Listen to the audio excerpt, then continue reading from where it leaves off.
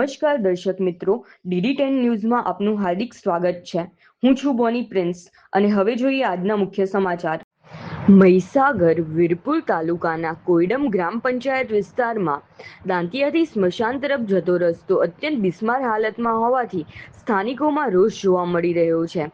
ખાસ કરીને વરસાદી મોસમ દરમિયાન રસ્તો કાદવ અને પાણીથી ભરાઈ જતા અંતિમ યાત્રા લઈ જવામાં ભારે મુશ્કેલીઓ ઊભી થાય છે। સ્થાનિકોના જણાવ્યા મુજબ અંતિમ વિધિ માટે મૃતદેહને ખભા પર લઈને કાદવ અને પાણીમાંથી પસાર થવાની ફરજ પડે છે। શોકગ્રસ્ત પરિવારજનો તેમજ ગ્રામજનો આવા સમયે ભારે હાલાકીનો સામનો કરવો પડે છે।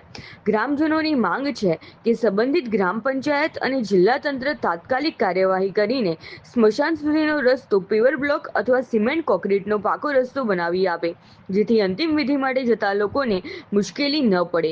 સ્થાનિકોનું કહેવું છે કે વિકાસના અનેક દાવાઓ વચ્ચે જો સ્મશાન સુધી પહોંચવાનો માર્ગ પણ બિસ્માર હાલતમાં હોય તો તે ગ્રામ્ય વિકાસ અંગે ગંભીર પ્રશ્નો ઊભા કરે છે।